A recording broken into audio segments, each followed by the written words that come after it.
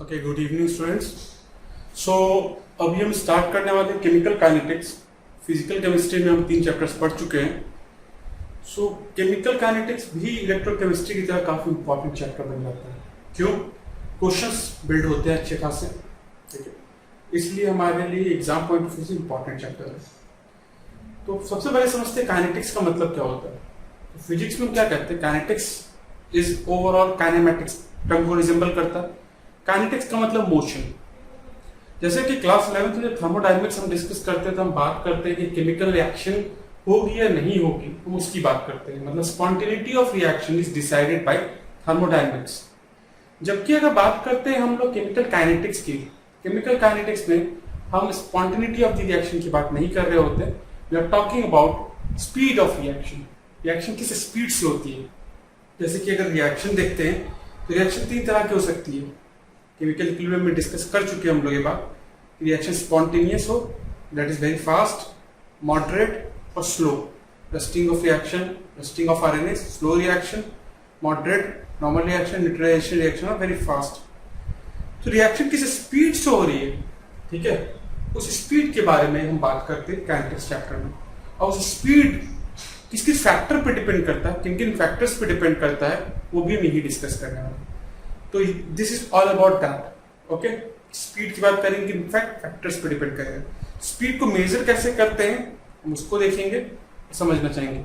First हम ये समझ गए कि chemical kinetics will deal with speed of reaction. Speed of reaction की बात करता है।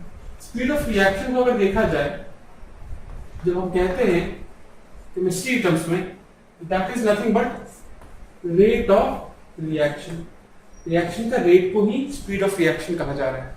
ओके, तो रेट कैसे डिफाइन करते हैं? तो रेट ऑफ रिएक्शन जो होता है, रेट ऑफ केमिकल रिएक्शन की अगर मैं बात करता हूं तो ये होता है चेंज इन कंसंट्रेशन। कंसंट्रेशन में जो चेंज आएगा डिवाइडेड बाय टाइम टेकन, ठीक है। कंसंट्रेशन में जो चेंज आएगा मतलब मोलैरिटी में जो चेंज आएगा डिवाइडेड बाय टाइम टेकन, ये होगा आपका rate of reaction. Basic definition समझ में आ गया। तो रेट ऑफ रिएक्शन में डिफाइन कर दिया change in concentration by time taken. उसकी बेसिस पे अगर पूछा जाए तो इसकी यूनिट क्या होगी,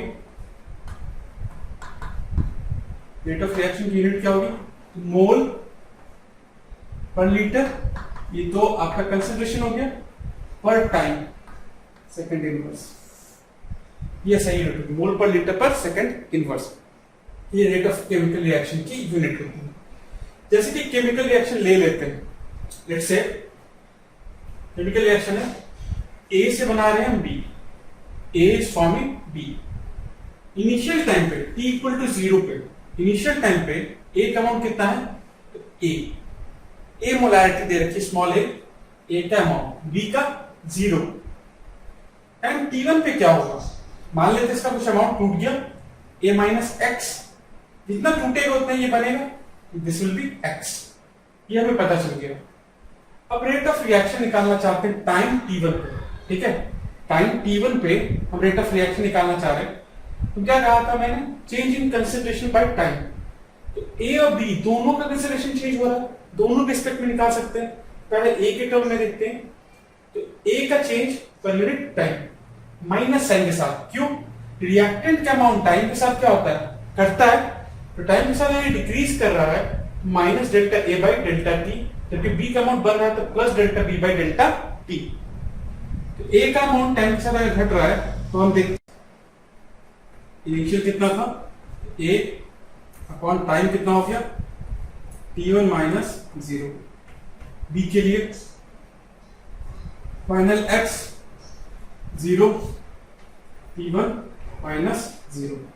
ए से कैंसिल कर दिया, देख रहे हैं x बाई t1, दूसरा क्या है x बाई t1, मतलब दोनों से सेम ही वैल्यू आ रही है। तो रेट ऑफ रिएक्शन कैसे निकाला हमने, it will B x by t1।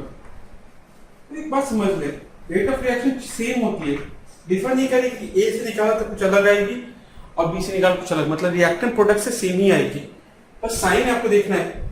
Reactant के रिस्पेक्ट में निगेटिव रहेगा और प्रोडक्ट के रिस्पेक्ट में पॉजिटिव।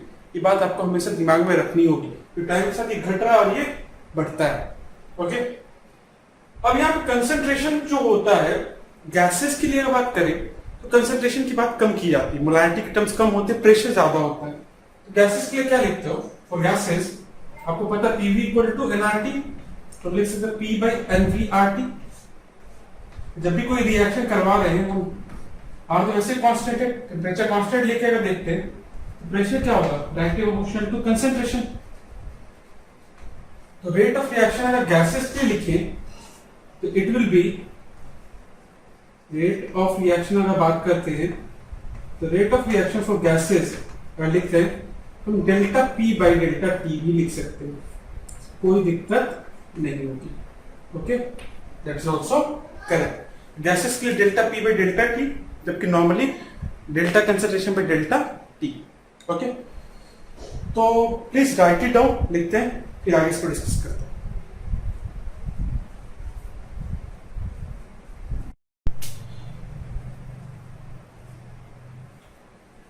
सो आपने अब तक लिख लिया होगा। तो रेट ऑफ रिएक्शन मैंने क्या कहा? रेट ऑफ रिएक्शन डिफाइन किया मैंने। रेट ऑफ रिएक्शन अगर डिफाइन करता हूं तो मैंने इस तरह से लिख दिया, डेल्टा सी कंसंट्रेशन में चेंज हो रहा है with respect to time. Change in time आप कह सकते हो। ये तो लार्ज चेंज के लिए हो ना डेल्टा, स्मॉल चेंज के लिए क्या लिखता? तो डीसी बाई डीटी, ठीक है, फॉर स्मॉल चेंज। इसको और डिटेल में देखेंगे, बट आपको बात समझ में आनी चाहिए, चेंज लार्ज भी हो सकता है और स्मॉल चेंज के लिए भी हो सकता है। एक छोटा सा न्यूमेरिकल देख लेते हैं, फिर आगे बढ़ते हैं। कंसंट्रेशन रिएक्टेंट का दे रखा है, concentration of reactant in a chemical reaction decrease करता है with time with equation C is equal to 2 minus 3t minus 5t square, या t क्या है? टाइम। ये इक्वेशन दे रखी है। कैलकुलेट इनिशियल रेट क्या है and rate at 2 second. Initial rate और 2 सेकंड पे रेट क्या है वो पूछा गया है। तो आपके पास डिक्रीज विद टाइम का मतलब क्या हुआ, ये बात को आप समझे। डिक्रीज का मतलब किसके रिस्पेक्ट में दिया गया? रिएक्टेंट के रिस्पेक्ट में ही दिया गया। आपको पता है कि जब भी कोई केमिकल रिएक्शन होती है तो रिएक्टेंट का अमाउंट टाइम के साथ क्या होता है? एक्सपोनेंशियली घटता है ना। ये आपके पास रिएक्टेंट के रिस्पेक्ट में ही दिया गया है। ये बात आपको समझ में आ चुकी है। अब आते हैं काइनेटिक के टॉपिक पे। अकॉर्डिंग टू दिस क्वेश्चन, तो रेट क्या होगा? रेट इज नथिंग बट, आप इस तरह डिफाइन करते हो, change in concentration minus d c by d t. ये लिखोगे ना, कंसंट्रेशन में जो चेंज है विद रिस्पेक्ट टू टाइम आप चेंज कर रहे हैं। सी मतलब कंसंट्रेशन ही दे रखा था, फिर से क्या होगा? Minus D 2 minus 3t minus 5t का square divided by dt। Differentiation है, कांस्टेंट का 0 हो गया, minus 3t is nothing but 3 minus 1 is plus, this will B 10t। ये है डिफरेंशिएट करने के बाद दिस माइनस माइनस प्लस हो गया और 2 आगे चला गया 2t। ये इक्वेशन आ रही है, मतलब ये रेट है। रेट की इक्वेशन फाइनली ये है। और आपसे पूछा क्या गया अलग अलग टाइम पे। इनिशियल का मतलब टाइम क्या है? 0।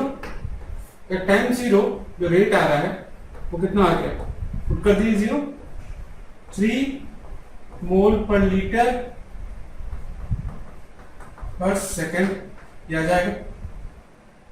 टाइम अगर 3 है तो कितना आ रहा है? रेट इज इक्वल टू 3 की वैल्यू पुट कर दें, 3 प्लस 10 into 3,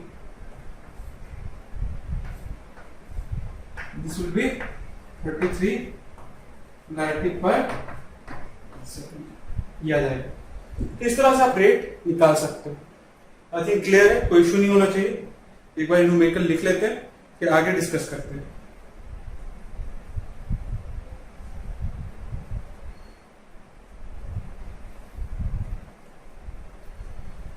ओके, अब बात को समझो।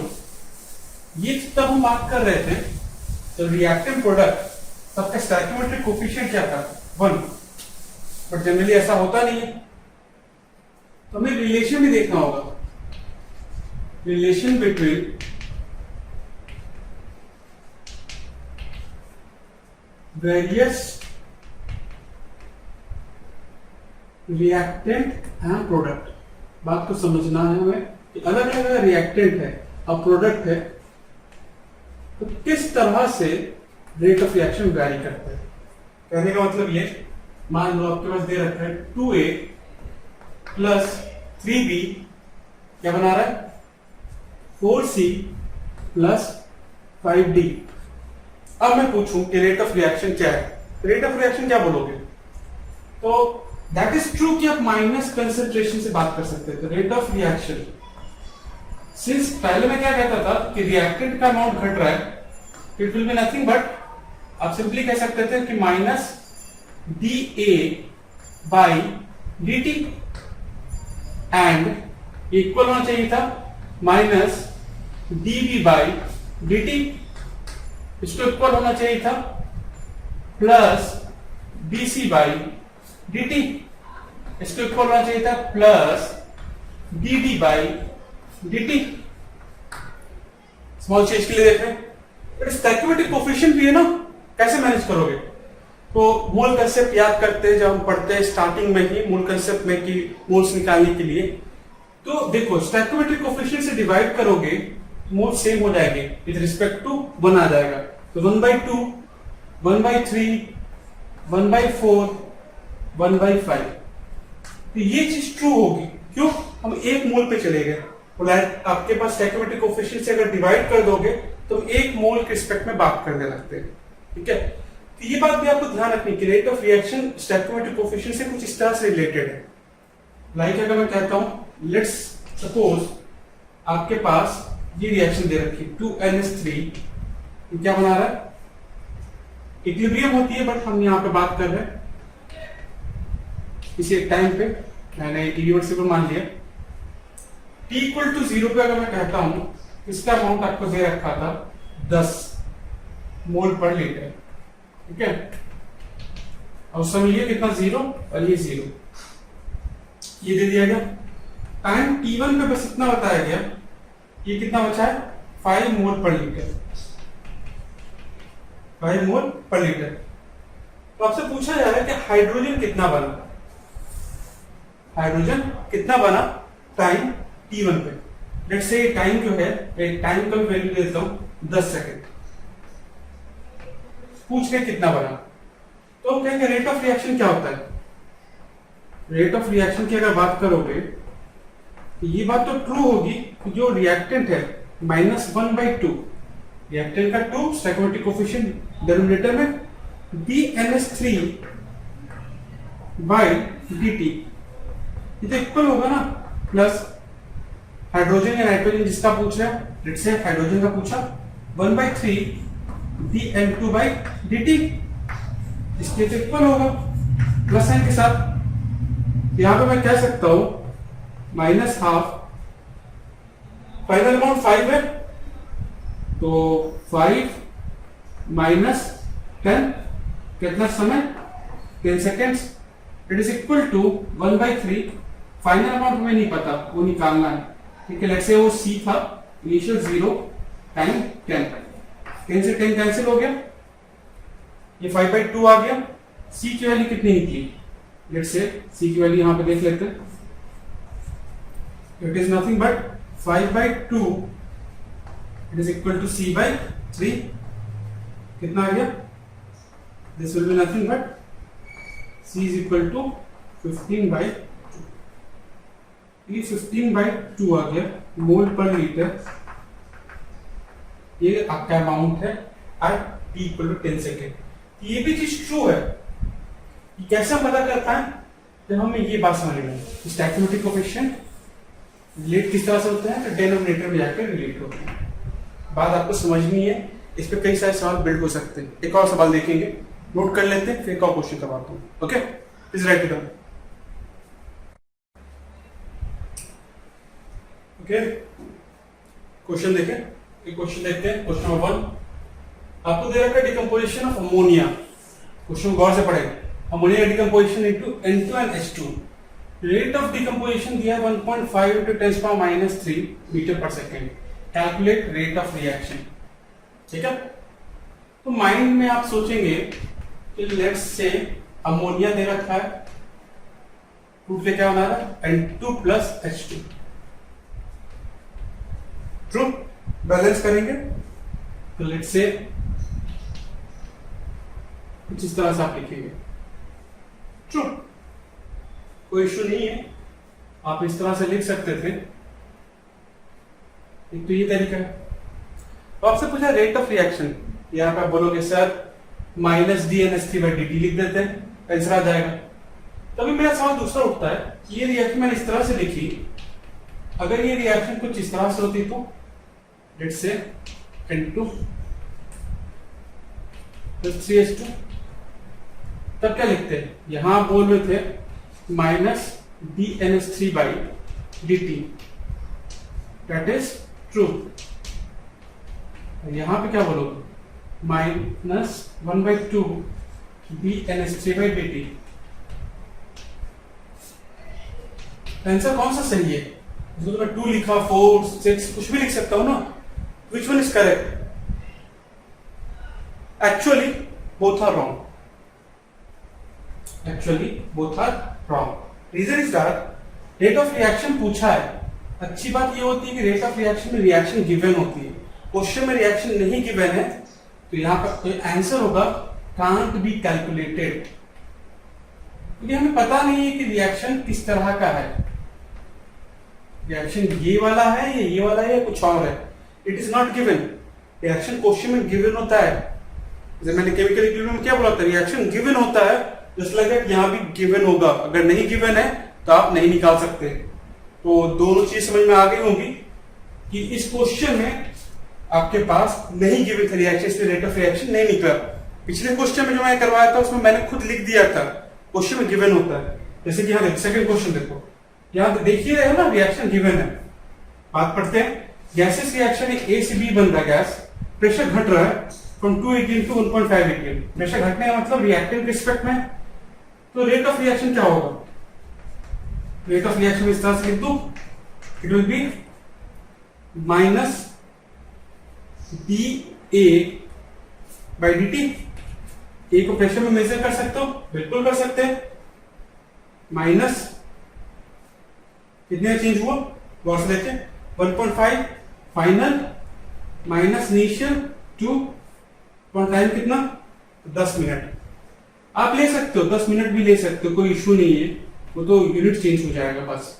फाइनल कितनी वैल्यू आ गई? It will 0.5/10 mole per litre per minute inverse। It is nothing but 5/10।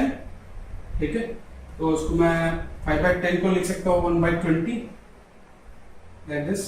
ठीक है, अब जिस तरह से चाहे उस तरह से देख लीजिएगा। बात को समझे, क्वेश्चन में रिएक्शन गिवन होना चाहिए, जैसे यहां दे रखा था। नहीं दिया होता, you can not calculate, you can not calculate. ये अच्छी बात है ना, रिएक्शन गिवन है, सोचना भी नहीं पड़ता। अगर बाय द वे रिएक्शन ना दे तो क्वेश्चन गलत बोल सकते हैं, कैलकुलेट नहीं हो सकता। बात समझ में आ चुकी होगी। Okay, now coming to the types of chemical reaction. Chemical reaction की अगर बात कर रहे हैं तो केमिकल रिएक्शन की रेट की बात करें, type of chemical reaction rate. 2 rate की बात मैंने की थी, मैंने कहा थोड़ा डिटेल में देखेंगे। एक है average rate of reaction. Average rate को अगर देखा जाए ग्राफिकली समझो, टाइम के साथ रिएक्टेंट क्या हो रहा है, रिएक्टेंट टाइम के साथ डिक्रीज हो रहा है। कंसंट्रेशन रिस्पेक्ट टू टाइम अगर देखते हैं तो टाइम के साथ कंसंट्रेशन की वैल्यू घट रही है। तो मान लेते हैं इस टाइम पे कितना है इसका मोल, जैसे C1, इस टाइम पे कितना है C2, बीच का जो time interval let's say it is T। तो हम कहेंगे कि एवरेज रेट ऑफ रिएक्शन क्या है, change in concentration respect to time. ये लार्ज चेंज की बात कर रहा है। इस केस में क्या होगा, minus C2 C1 upon time T। Minus क्यों, रिएक्टेंट के रिस्पेक्ट में लिखा है, तो minus C2 minus C1 by time T। ठीक है, टाइम डायरेक्ट मैंने लिख दिया था, इसमें कोई इशू नहीं होना चाहिए। तो average rate of reaction is defined as change in the concentration with respect to time. तो ग्राफिकली दो पॉइंट हम निकाल सकते हैं, जबकि इंस्टेंटेनियस और डिफरेंट है। इंस्टेंटेनियस का मतलब क्या होता है, एक इंस्टेंट पे, एक क्षण में, फॉर एग्जांपल एक पॉइंट पे, एक मोमेंट पे, कैसे। तो ग्राफिकली अगर देखा जाए इट इज नॉट पॉसिबल कि आप दो अलग अलग पॉइंट निकालो। लेट्स से मैं इस टाइम पे निकालना चाह रहा हूं इंस्टेंटेनियस, ये टाइम है t, ठीक है। तो इस टाइम t पे अगर आप पूछा जाए रेट ऑफ रिएक्शन, तो उसके लिए क्या करते हैं, ये पॉइंट पे निकालने के लिए we have to draw the slope. Slope निकालते हैं, स्लोप बताता है इंस्टेंटेनियस रेट ऑफ रिएक्शन क्या होगा। स्लोप ऑफ द प्लॉट, जो प्लॉट का स्लोप होगा वो होता है इंस्टेंटेनियस रेट ऑफ रिएक्शन जो दे रखा है उसका रेट क्या होगा। That will be nothing but minus dc by dt, that is equal to slope. दोनों का यही डिफरेंस है कि एक रेंज में बता रहा होता है एवरेज, और ये किसी पर्टिकुलर टाइम पे। तो this is will be nothing but slope of the plot, whereas in this case we have to find the range. Okay, जाओ आप ये लिख सकते हैं, average rate of reaction is defined as change in the concentration within a range of time, within a range of time. इसके लिख सकते हो instantaneous rate of reaction is defined as the concentration at particular point, concentration at a particular point, that is defined as slope of the plot, it defines slope of the plot. So I think it is done. इसका factors देखते हैं, इसको पहले आप लिख लो, factors देखते हैं।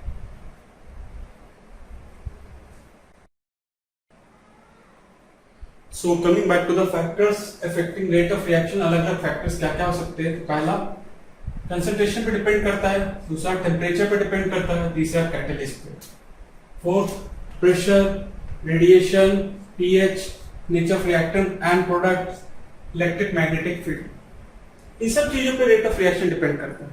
But हमारे सिलेबस में बस ये तीन, बाकी चीजें हम डिस्कस यहाँ नहीं करते, तो इनका वेरिएशन हमारे पास नहीं है, वो आपके सिलेबस में नहीं। तो हम सिर्फ कंसंट्रेशन, टेम्परेचर, कैटलिस्ट का इफेक्ट देखते हैं इन दिस चैप्टर। यही चीज डिस्कस करके हमारा चैप्टर एंड हो जाता है। सबसे पहली बात आती है कंसंट्रेशन की। कंसंट्रेशन पे कैसे डिपेंड करता है ये बात समझनी है, ठीक है। तो कंसंट्रेशन मान लो आपके पास रिएक्टेंट है R, R क्या होना, प्रोडक्ट P। तो रेट लॉ एक्सप्रेशन लिखा जाता है, ठीक है। There was the rate law expression. Rate law ये कहता है कि rate of reaction, rate law expression की अगर मैं बात कर रहा हूं, एक्सप्रेशन वही है जो आपने पहले की वीडियो में भी देख रखा है। तो रेट ऑफ रिएक्शन जो भी रेट होगा, it is directly proportional to the reactant का कंसंट्रेशन लिख दें, concentration of reactant to the power order of the reaction, to the power order of the reaction. मतलब किस पे डिपेंड कर रहा है, फर्स्ट है, सेकंड है, थर्ड है, इस तरह से लिखते हैं। ऑर्डर क्या होता है हम देखेंगे, बट आप समझ लो कि ऑर्डर क्या हो सकता है। एक पॉजिटिव आपके पास नंबर है, it can be either a fraction और it can be a complete number. तो rate of reaction is depending upon concentration raised to power order. Proportionality से हटाओगे तो rate is nothing but constant लिख देते हैं के,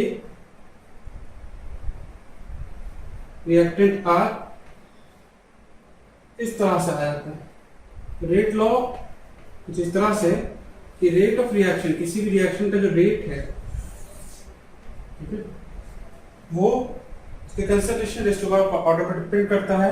यहाँ जाती है क्या है, it is called rate constant, इसको रेट कांस्टेंट कहा जाता है। ओके, ऑर्डर क्या है वो हम देखेंगे, बट ये बात समझ में आना चाहिए कंसंट्रेशन पे डायरेक्टली प्रोपोर्शनल। हम इसी चीज को फिर डिस्कस करेंगे। अलग अलग रिएक्शन अगर दे रखा हो तो ऑर्डर क्या होता है, कैसे निकालते हैं, क्योंकि कंप्लीटली जो कंसेप्ट है order, it is experimental concept, experiment से निकाला जाता है। थ्योरेटिकली हम डिफाइन नहीं कर सकते कि रिएक्शन इसका ऑर्डर ये होगा। ओके, तो उसके लिए टाइप ऑफ रिएक्शन क्या होता है वो समझना होगा कि एलिमेंट्री या कॉम्प्लेक्स है। तो बिफोर दैट फैक्टर्स क्या क्या है, कंसंट्रेशन में चेंज कैसे है, तो आप इसे लिख लें। फिर हम आगे बढ़ेंगे।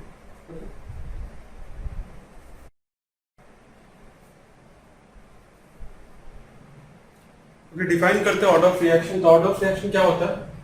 सम of all concentration exponents, rate of reaction लिखा है, sum of all concentration exponent present in rate law expression. Rate law expression में जितने भी कंपोनेंट्स होंगे सबके एक्सपोनेंट का सम। जैसे कि रेट दे रखा है यहाँ पे k A1 B2, ऑर्डर क्या होगा? पहला एक्सपोनेंट है 1 और इसका कितना है 2, ऑर्डर विल बी 3। इस तरह से आपके पास आ जाएगा। ये एक्सपेरिमेंटली निकाला जाता है, एक्सपेरिमेंटल वैल्यू है, इसको कैलकुलेट थ्योरेटिकली हम नहीं कर सकते। डेटा होगा तो एक्सपेरिमेंट करने के बाद ही हम बता सकते हैं कि ऑर्डर ऑफ रिएक्शन क्या होगा, अदरवाइज इसे कैलकुलेट करना पॉसिबल नहीं। लेट्स से मान लो कि इस टाइप का क्वेश्चन दे रखा है, ऑर्डर निकालना है 2a + 3b is forming 4c 5d। ये नहीं बोल सकते ऑर्डर ऑफ रिएक्शन 2 + 3 5 होगा, नहीं, गलत हो जाएगा। क्यों? एक्सपेरिमेंटली निकालते हैं, ऐसे नहीं निकाला जा सकता। डेटा देखो, गिवन क्या है? Rate doubled when a is doubled. तो रेट लॉ तुम लिखते क्या? रेट लॉ अगर लिखते हैं तो रेट क्या होता? k a to the power x b to the power y। तो क्या रहा? पहली बात, रेट डबल होता है जब a को डबल किया।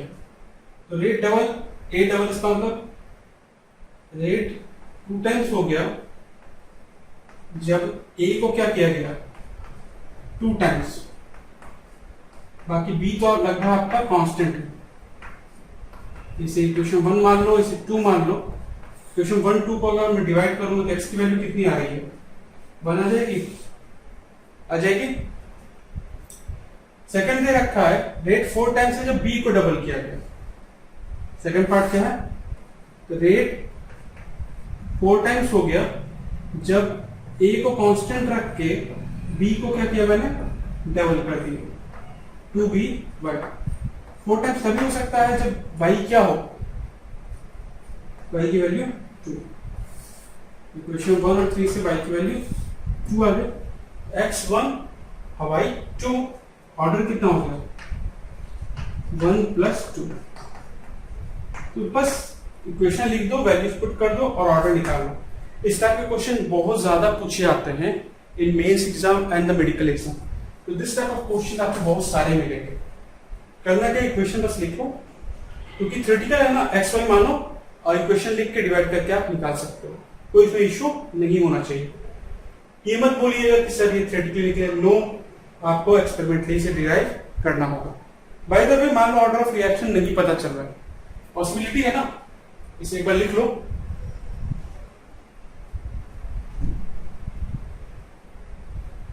ओके, बाय द वे मान लो ऑर्डर ऑफ रिएक्शन आपको नहीं पता चल रहा है, तो क्या करोगे? There is another way, rate constant से निकाल सकते हैं। ठीक है, order by order of reaction by rate constant. Rate constant से कैसे निकालोगे? रेट कांस्टेंट एग्जैक्टली यूनिट से निकाल सकते हैं। रेट कांस्टेंट यूनिट कैसे? मैं रब कर रहा हूं सब कुछ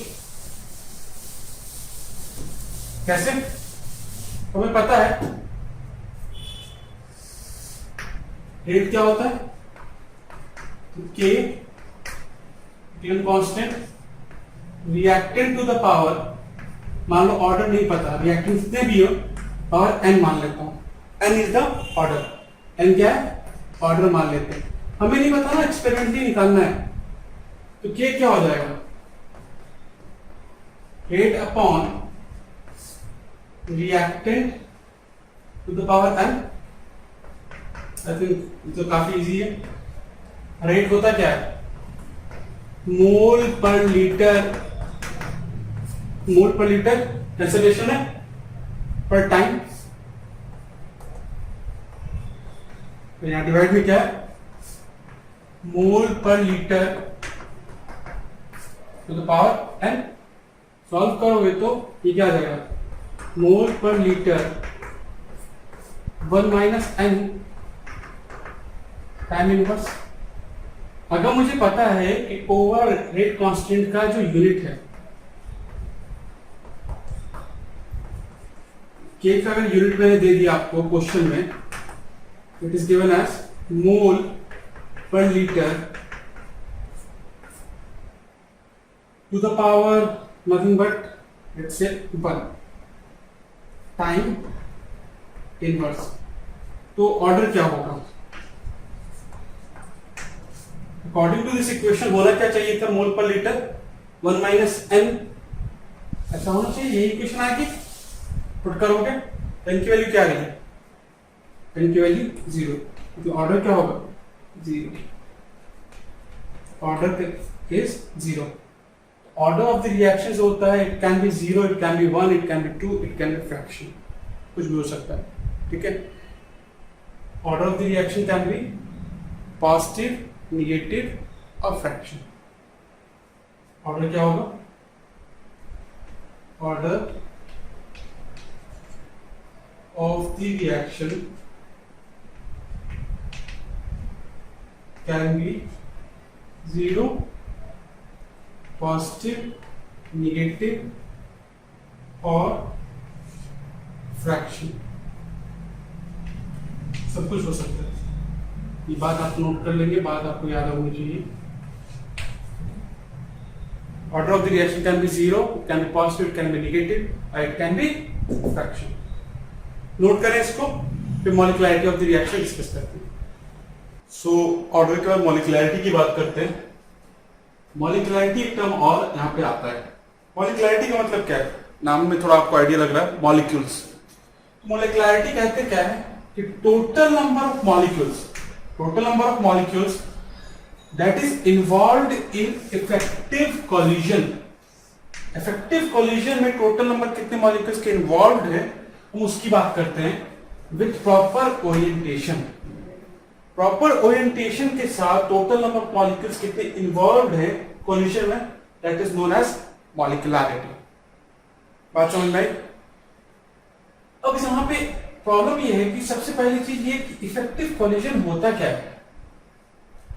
देखो, प्रोडक्ट जब बनता है रिएक्टेंट से, मान लो आपके पास दो रिएक्टेंट दे रखे हैं, दो रिएक्टेंट ये कोलाइड करते हैं तो प्रोडक्ट बनता है। अब इट इज नॉट नेसेसरी कि हर कोलिजन से प्रोडक्ट बने। कुछ कोलिजन प्रॉपर होते हैं, कुछ इम्प्रॉपर होते हैं। उन्हें हमें समझना होगा कि what is proper, what is improper. For example अगर देखो, ए बी का एक मॉलिक्यूल है, ए बी रिएक्ट कर रहा है ए से, प्रोडक्ट बनाते हैं A2 और B। ए बी का मॉलिक्यूल है, रिएक्शन कर रहा है। देखो, ए जब कोलाइड करने आया तो B से कोलिजन हुआ। ये जो ओरिएंटेशन है that is not proper, it is improper orientation. ये इम्प्रॉपर ओरिएंटेशन है। बात समझ में आई? बट वही अगर ए से कोलाइड करता है, दिस इज प्रॉपर ओरिएंटेशन। ये वाला प्रॉपर ओरिएंटेशन। दो तरह के हुए, एक प्रॉपर एक इम्प्रॉपर। तो इसे मानेंगे ये प्रॉपर ओरिएंटेशन इफेक्टिव कोलिजन और ये इम्प्रॉपर इनइफेक्टिव कोलिजन। मॉलिक्युलरिटी कहते हैं कि कितने मॉलिक्यूल्स इन्वॉल्व है इफेक्टिव कोलिजन में विद प्रॉपर ओरिएंटेशन। ठीक है, जिस कोलिजन में प्रोडक्ट बने that is effective and proper मतलब सेम ओरिएंटेशन रखते हैं। ओके, तो मॉलिक्युलरिटी अगर देखा जाता है तो कितने मॉलिक्यूल्स इन्वॉल्व हो सकते हैं इफेक्टिव कोलिजन और साथ ही साथ प्रॉपर ओरिएंटेशन में। तो इट कैन बी वन, एक सिंगल मॉलिक्यूल, ठीक है, कंटेनर वॉल से टकराया तो यूनिमॉलिक्यूलर रिएक्शन हो गया, या फिर 2 हो सकता है, या फिर 3 हो सकता है, मतलब नेचुरल नंबर आपका हो सकता है। ओके, बट जनरली ये देखा जाता है कि 4 से ज्यादा आपको मॉलिक्युलरिटी नहीं मिलती। 4 नॉट पॉसिबल लिखा मैंने, बट आगे टर्म लिखा है जनरली। रीजन सिंपल सा है, 3 एक्सिस होते हैं एक्स वाई और जेड। तो एक्स एक्सिस पे, वाई एक्सिस पे, जेड एक्सिस पे कोलिजन हो रहा है तो प्रोबेबिलिटी घट जाती है किसी और एक्सिस पे, मतलब एक्स वाई एक्सिस पे भी कोलिजन हो सकता है बट प्रोबेबिलिटी घट जाती है कि मॉलिक्यूल्स कोलाइड करें।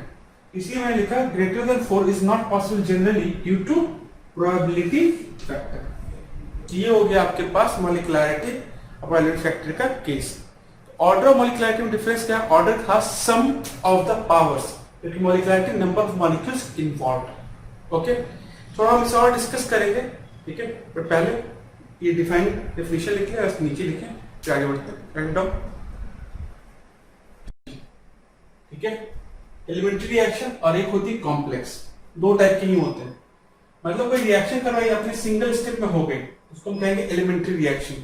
जैसे कि आप देखो CaCO3, CaCO3 को अगर आप हीट करते हो क्या बनता है? कैल्शियम ऑक्साइड और कार्बन डाइऑक्साइड। ठीक है, ये होगी एलिमेंट्री रिएक्शन, एक स्टेप में क्या हुई? कंप्लीट। लेकिन कुछ रिएक्शन ऐसी होती है इसकी जहां पे जो मल्टी स्टेप होती है। फॉर एग्जांपल याद होगा आपको, मैंने आपको ये बताया था कि मान लो आपके पास OH दे रखा है, H दे रखा है, यहाँ CH3 दे रखा है, यहाँ भी CH3 दे रखा है, यहाँ H दे रखा है। इसमें अगर H प्लस डालते थे तो मैं कहता था कार्बोकेटाइन बन जाता है CH3 H, C positive, H and H। Stable नहीं है तो क्या होता है? फिर हाइड्राइड शिफ्ट करता था, याद आया? मैं कहता था it will be something like this, ethyl ethyl and CH3। इस तरह से चला गया। इसके बाद आगे भी जाएगा, मतलब एक स्टेप में नहीं हुई ना, मल्टी स्टेप रिएक्शन है, इसको हम कहेंगे complex. It will B single step and this will B multi step. यहां देख रहा है कोई इंटरमीडिएट बना क्या? तो नो इंटरमीडिएट इज फॉर्म्ड। जबकि यहां देखो कार्बोटाइन बनाया ना, इंटरमीडिएट इज फॉर्म्ड, इंटरमीडिएट बनेगा। ठीक है, अगर ग्राफिकली देखना चाहें, याद होगा रेट ऑफ रिएक्शन कैसे डिफाइन किया था मैंने। तो अगर एनर्जी वाइज देखते हैं, तो एनर्जी वर्सेस टाइम का प्लॉट करते हैं, तो रिएक्टेंट है प्रोडक्ट, रिएक्टेंट से प्रोडक्ट गया, ये है दिस इज नथिंग बट एक स्टेप में क्या, तो this is transition state. Transition state का मतलब जब आपस में कोलाइड कर रहे हैं, ये ग्राफ हम पढ़ते थे। ठीक है, जबकि यहां कॉम्प्लेक्स में बात करते हैं, मल्टी स्टेप रिएक्शन है, इसका मतलब एनर्जी वर्सेस टाइम में कई बार ट्रांजिशन स्टेट सामने आएंगे। एक ट्रांजिशन स्टेट, फिर इंटरमीडिएट, फिर ट्रांजिशन स्टेट। आपको सिर्फ अभी ये समझना है कि कैसा होगा। तो मल्टी स्टेप का मतलब क्या होगा? पीक्स कई बार आ रहे, 1 2 पीक्स अलग अलग है, मतलब स्टेप्स ज्यादा थे। एक पीक का मतलब एक ही स्टेप। ऐसे कैसे बना ये भी हम डिस्कस करेंगे, बट राइट नाउ आपको बस ये समझना है सिंगल स्टेप है तो एक पीक मतलब सिंगल स्टेप में हुआ, मल्टीपल पीक्स मतलब और पीक्स बन सकते हैं, ये आगे भी जा सकता था। तो ये बेसिक डिफरेंस हो गया एलिमेंट्री और कॉम्प्लेक्स रिएक्शन का। ये बात हमें जाननी होती है, क्यों? क्योंकि याद होगा ऑर्डर मॉलिक्युलरिटी की बात कर रहे थे, तो अगर रिएक्शन एलिमेंट्री है, वो एलिमेंट्री रिएक्शन, अगर ऑर्डर क्या है, एलिमेंट्री रिएक्शन की बात करते हैं, फॉर एलिमेंट्री रिएक्शन ऑर्डर जो होता है रिएक्शन का, it is equal to molecularity. Order molecularity दोनों सेम होते हैं एलिमेंट्री रिएक्शन के, जबकि ऐसा किसी कॉम्प्लेक्स रिएक्शन के लिए नहीं होता। ठीक है, इसमें थोड़ा डिफरेंस है। लिखते हैं, फिर थोड़ा सा इसके आगे डिस्कस करते हैं कि यहां फिर किस तरह से बात कर सकते हैं। We will see. Ready no?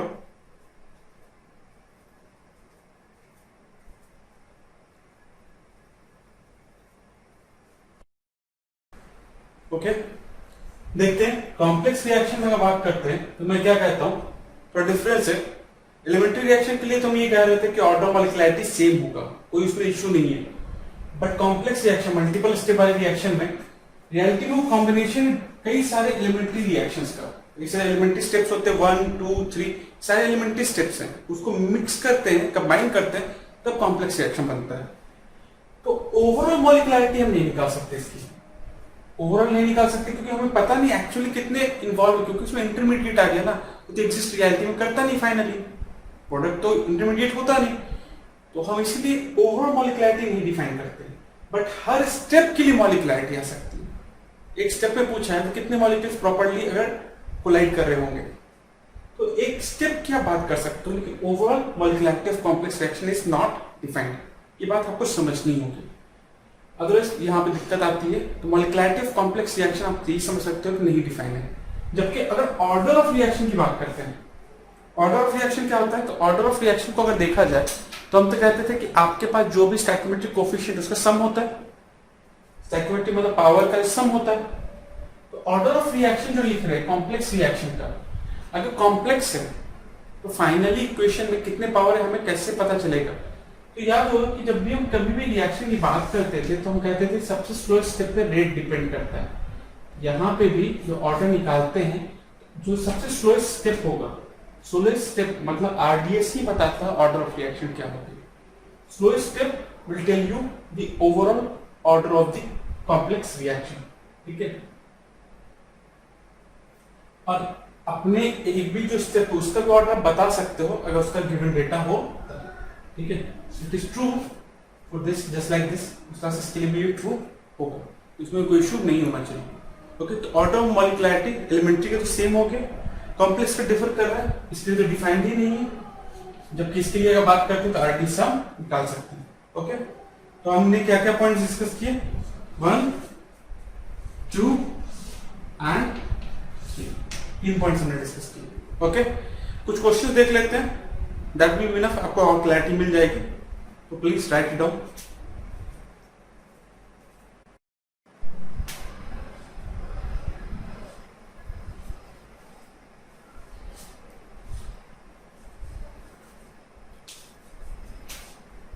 सो अभी जो कंसेप्ट देखा,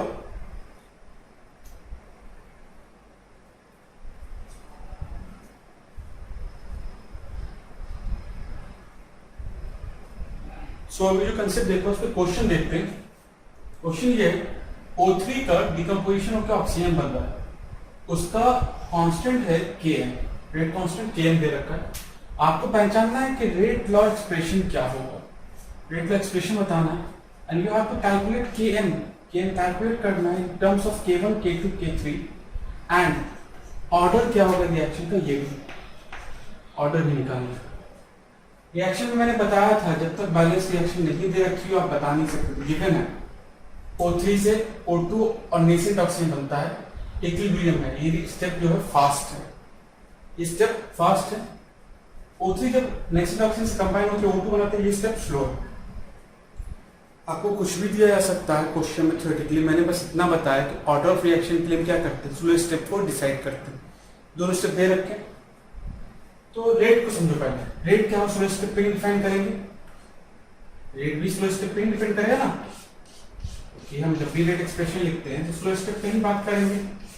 रेट कहां पे देखते हैं, this is K3, rate is equal to K3 O3 bracket कुछ नहीं दे रखा है तो हम इसे 1 ले रहे हैं, O पे 1 दे रखा है, स्टोइकियोमेट्रिक कोफिशिएंट में 1 ना, एलिमेंट्री रिएक्शन का जो भी आपका पावर तो स्टोइकियोमेट्रिक कोफिशिएंट वही लिखा जाएगा, this will B 1 and this will B 1, ये देखिए। स्टेप फर्स्ट समझे कि इक्विलिब्रियम जो होता है, equilibrium constant forward bye backward का रेट कांस्टेंट होता है K1 बाय K2, ये क्या है प्रोडक्ट बाय रिएक्टेंट, ये तो केमिकल इक्विलिब्रियम में पढ़ लिया था, O2 into O by O3।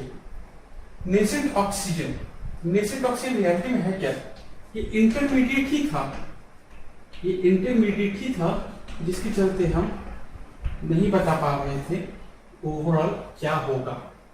ये आपके पास रेट एक्सप्रेशन भी जो था, ठीक है, ये जो रेट एक्सप्रेशन है आरडीएस का, ये तो हमें पता है। अब ये इंटरमीडिएट को हम कैलकुलेट नहीं कर सकते ना, प्रॉब्लम ये थी, प्रॉब्लम यही है कि रेट एक्सप्रेशन जो आपके पास दे रखा है, इससे ऑल्सो देयर इंटरमीडिएट जो है आपके पास, इंटरमीडिएट का अमाउंट में फिक्स नहीं है, क्योंकि इंटरमीडिएट के बीच में गायब हो जा रहा है ना, इसका पावर क्या हमें नहीं पता, actually the power is not known, ये प्रॉब्लम है।